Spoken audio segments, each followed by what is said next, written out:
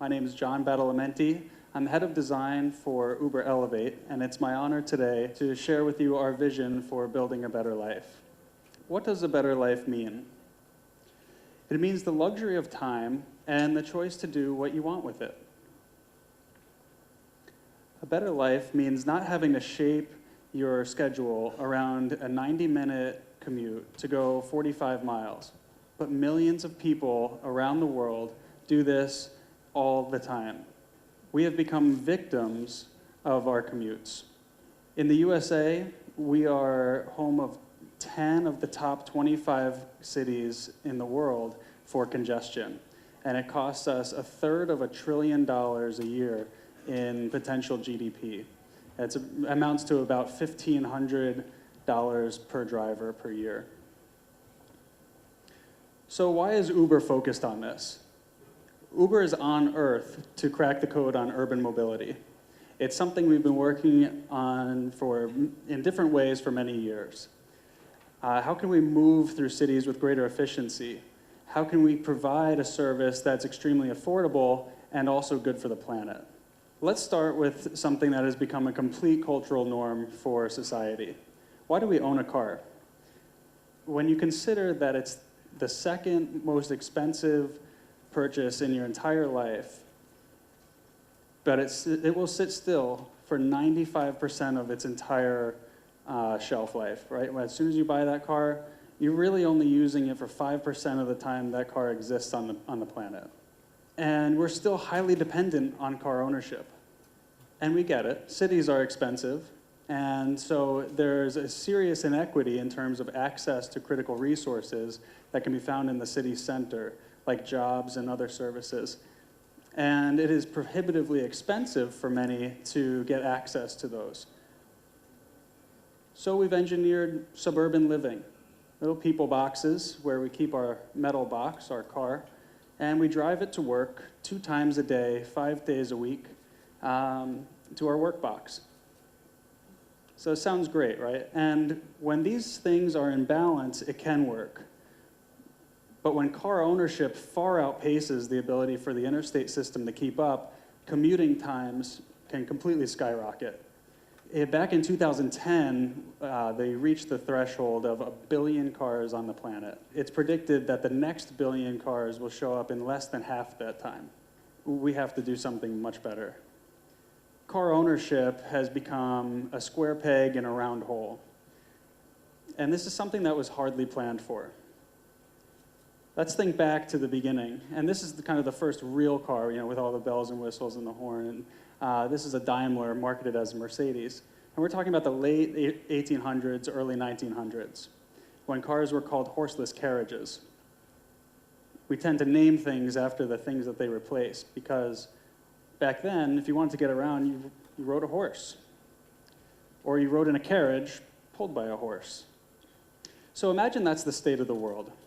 It's 100 years ago, and horses are how you get around, and maybe there's some buzz about these newfangled horseless carriages, but then someday someone says to you, there will be 1 billion horseless carriages.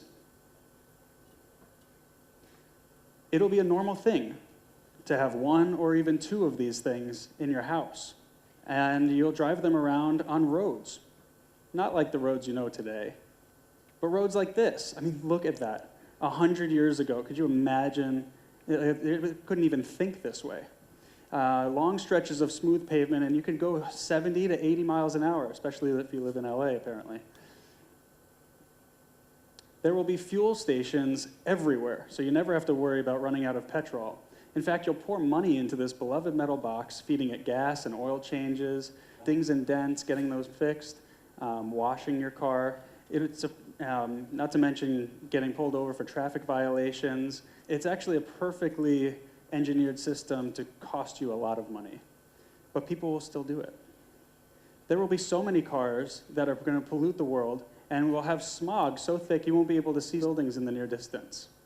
People will live miles and miles from where they work and drive there and back every day, and coffee sales would certainly skyrocket. There will be so many cars, we'll have these things called traffic jams, which will lead to clever inventions like this crosswalk.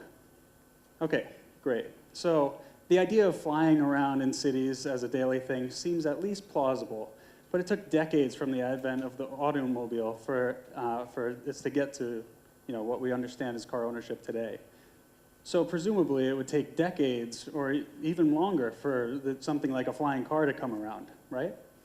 Well, not exactly, and here's why. For one, scaled manufacturing already exists. It's not like we have to go out and invent robotics.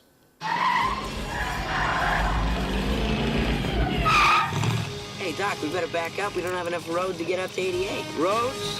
Where we're going, we don't need roads.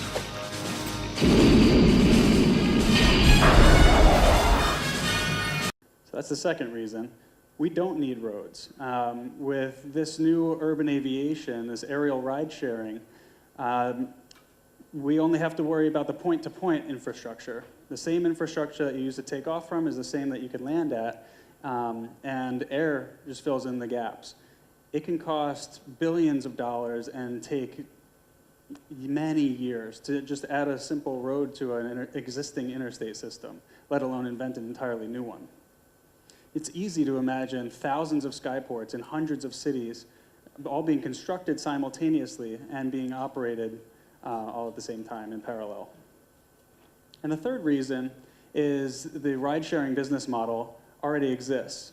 Urban aviation won't be viable as an individual ownership model. The vehicles are going to be too expensive, and there's simply nowhere to park if you're just operating it on your own. It requires massive coordination and a massive scale to get the economics and the cost down. Of course, fundamentally, there's a limit on the efficiencies of two-dimensional versus three-dimensional. Same way skyscrapers introduced commercial and residential density to the urban core, we plan to do the same by taking to that third dimension and working vertically into the airspace. This opens up immense mobility potential for getting in and around cities. You simply take to the sky to go a long distance in a short amount of time. Trips that take hours on the ground can be reduced to minutes in the air.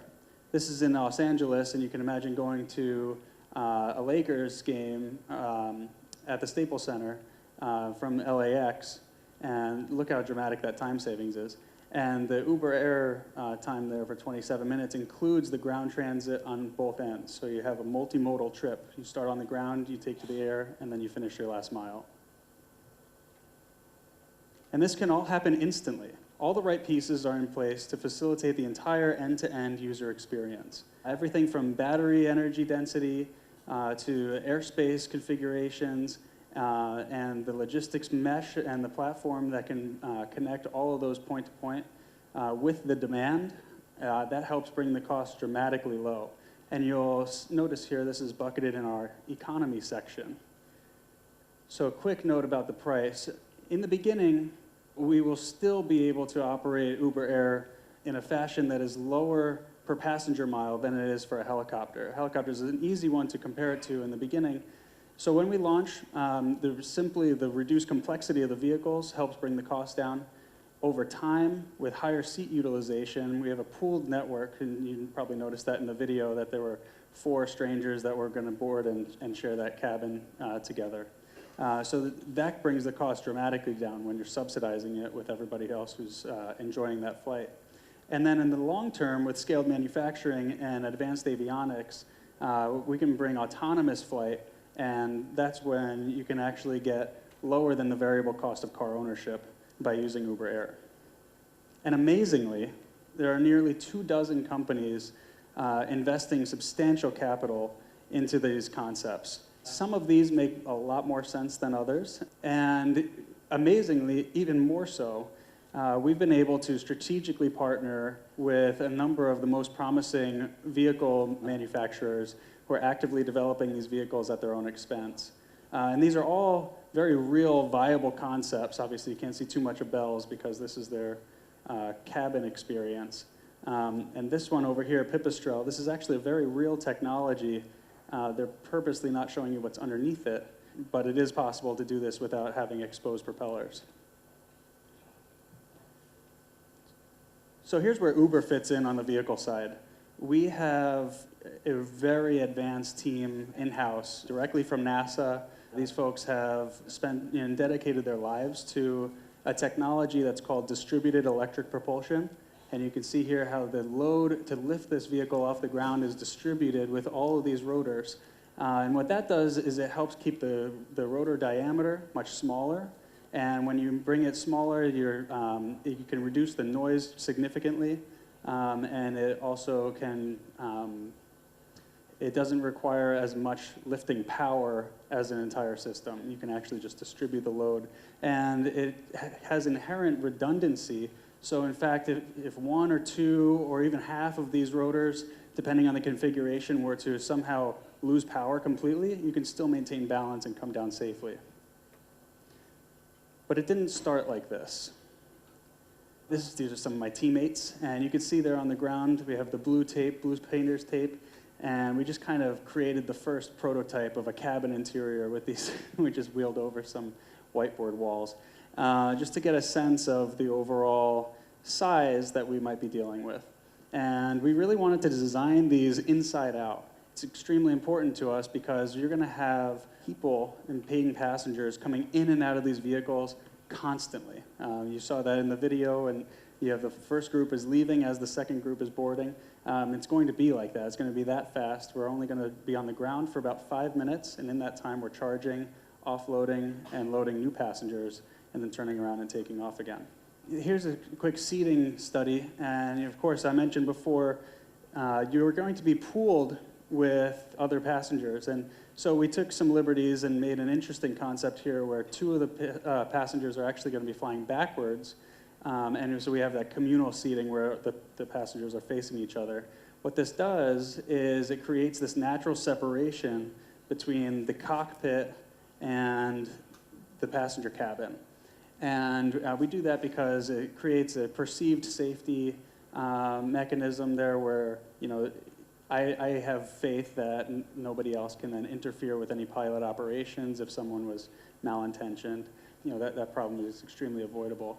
We've also added these oversized headrest wings to create the sense of semi-privacy. You know, these flights are going to be very short, right? We want to go a maximum of 60 miles in 15 minutes. And so in that 15 minutes, it's very different than commercial aviation, right? It's not like you're going to settle in, watch a movie, plug in your laptop and all this. But we still want to be able to, you're going to be pooling this with strangers, and if you wanted to be more sociable or have the privacy, you could have that flexibility. Another note about the cockpit, we've stripped away the controls, the traditional like helicopter controls, and this is kind of a vision for the middle ground in the road to autonomy, where things could even be remotely piloted, or basically we just have a pilot operator there who's there to babysit the operation, but not actively control the vehicle, and where they can intervene if they needed to. Something else to point out is this exaggerated lower curve here that increases the pilot's visibility of the ground. And so it goes deep below the horizon line, so you have very good awareness of how low the vehicle is relative to the ground surface when you're coming in. Here's another shot of the cabin, and you saw that moment in the video with the screen up in the middle. It's kind of two-sided, so while you have both sets of passengers sitting and facing each other, you can have that kind of interaction with the pilot in the cockpit, and he can tell you exactly what's going on, similar to what happens in commercial aviation today. Last phenomenon that happens when you have a communal seating layout is when you're going backwards and the vehicle is accelerating forward and it's transitioning into wing-borne flight, it's going to push the body towards the tail. And so we created this little step feature in the interior to kind of help you feel grounded in the seat while the vehicle is going through that transition. There's a very unique characteristic to these vehicles. A helicopter doesn't really do a full transition into wing-borne flight, so we think that's extremely helpful. We also want this experience to be extremely intuitive. We want it to be really no different than, when you're bored, very much the same as getting in the backseat of a Prius, right, at curbside. So we're using not a 4-point harness, but we're trying to use the traditional 3-point automotive safety belt. And I actually got to sit in this interior. Again, this is part of our Common Reference Model program, where we're just trying to influence other vehicle manufacturers in the principles of distributed electric propulsion. This mock-up was made purely to film that video in the beginning. We only use the interior shots, obviously, but what about the exterior? The exterior has been designed with smooth lines that are rooted in aerodynamic integrity. We've also optimized for, again, passenger viewing angle, and we've also made sure that during the boarding process, you won't be stepping over any wings, stepping on the wings, interfering with any of the lifting blades. A very serious and conscious effort goes into the placement of anything that could be a hazard for these vehicles. I also have the oversized lifting tail here that generates wing-borne lift and helps the vehicle stay efficient and balanced while it's moving forward. And again, here's that moment for the boarding.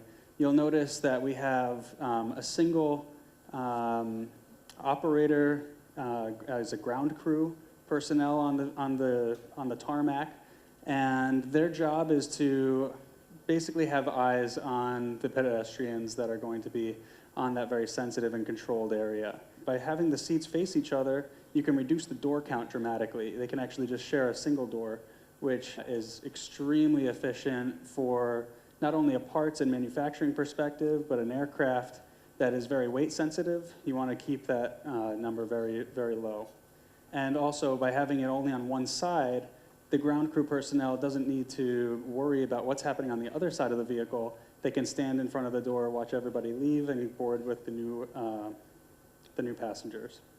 Here's another entirely different vehicle design, and this is really how it starts out in the lab with the vehicle engineering team, looking at the fluid dynamics and coming up with radical concepts that exhibit the principles of distributed electric propulsion and have that balance and redundancy that's required. And then we polish it up and we test it out for scale, and we make sure again that in the boarding process that everybody can move in without interfering with the vehicle itself. And this is kind of the end result of a concept like that. You can see again what's happening with these lifting blades, and they're actually going to stop here as we transition into fully wing-borne flight. This is a lift plus cruise arrangement where there's no articulating rotors like in the last one, and you can see also the exaggerated pilot viewing angle on the ground there. So that begs the question, where do these things land? And I know there are a couple airport folks up here that are probably wondering the same thing. This is a 1 day of Uber ground data in Los Angeles. This is GPS of driver phones and rider phones, and just tracking all of the pickup and drop-off areas.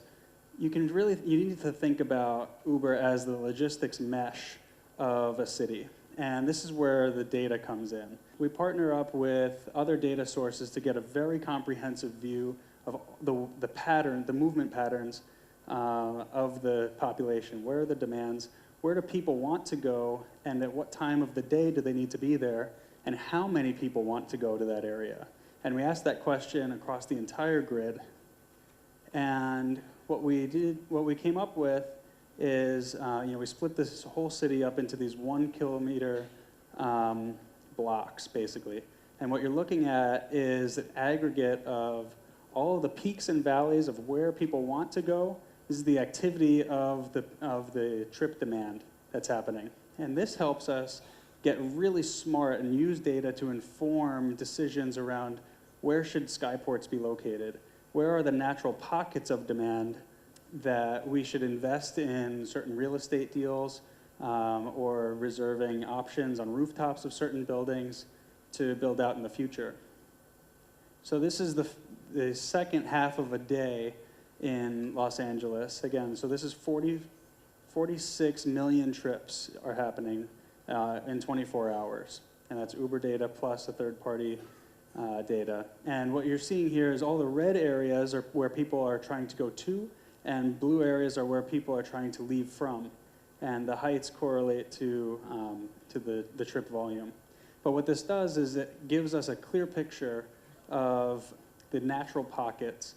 And basically, so this skyport would obviously be significantly larger than, say, this skyport. But it gives us an idea of roughly where in the city they should be and how big should they be. So this is a 40-node network in LA. And 80% of these require throughput of 400 to 800 landings in 1 hour. 2 of them, at least, require over 1,000 landings in 1 hour. So that's a big number. And certainly the infrastructure, or nothing on Earth exists to facilitate 1,000 landings an hour. So we dug deeply into understanding the skyport. And so here's an idea of what a very, very bare minimal, simple skyport might look like in the early days. This is something that we might have between 2020 and 2023 while we're doing flight demonstrations to work with the FAA until they get certified. But what this does is it opens up the door for exploring other similar solutions at similar sites here. So obviously this is a parking garage, and it's very attractive because it's structurally sound and also has very open airspace, and the clearances are there. And the story we want to tell here is if you own a parking deck, you can be a skyport operator with simply just putting paint on your concrete.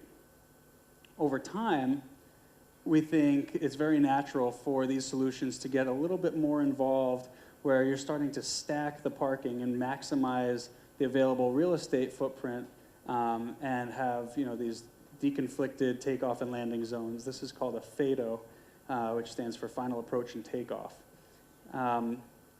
So this design right here can do about 140 takeoff and landings in an hour. And you can see here we're also distributing the demand for this area in the neighboring site. But what about the larger numbers, the multiple hundreds of vehicles an hour?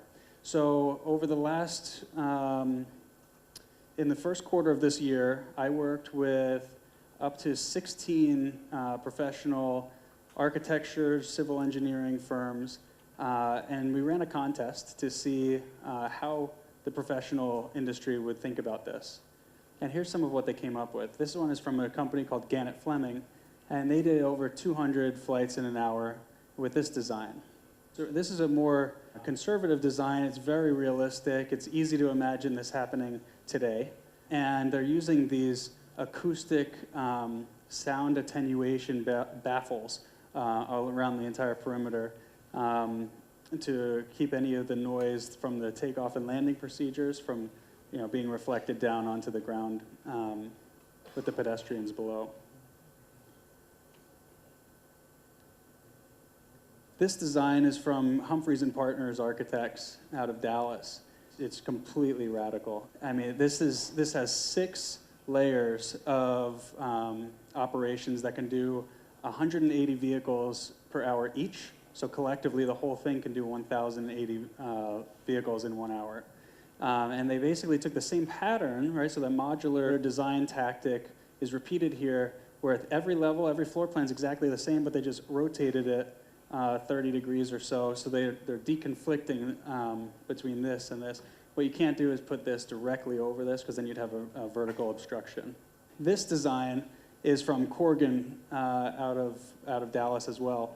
And this thing is just beautiful. I really love it. I mean, it looks like another planet. Like, I want to just go live there. What they did was they positioned this over an interstate system. So it's amazing, because it not only helps them with the first and last mile drop-off, where you can get quick access to the ground transportation for your first and last mile ride, but it also, the highway system is extremely loud, and so they're able to blend in with the acoustic signature, with the sound in that area. And each one of these, so there's 6 here, each module does the same number as the last example, so 180 an hour. And together, they can do over 1,000. But it's easy to imagine in an environment like this, which is not very utilized for any other purpose in the world, the airspace right above an interstate system, you could actually repeat this the entire length of an interstate system and have significantly more than 1,000 landings an hour for this structure. In the middle, they've also repurposed and brought some of that greenery back into the community. This one's probably our favorite. This is from Picard Chilton out of up in the East Coast. And what they've done is they've stacked all the parking in here, and there's an automatic elevator system that's right down there. And basically what they've done, I mean, look at this, look how small this footprint is. This is less than 1.5 acres of area. And I mean, talk about dense urban operations. It's extremely easy to imagine a series of this type of design.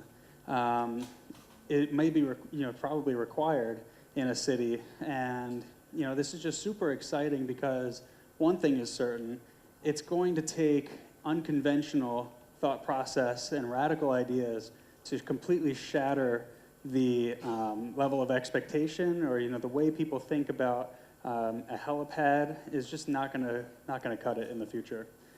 So we really need to think out of the box and come up with some amazing inventions to fundamentally get back to first principles about what needs to exist to facilitate operations like this.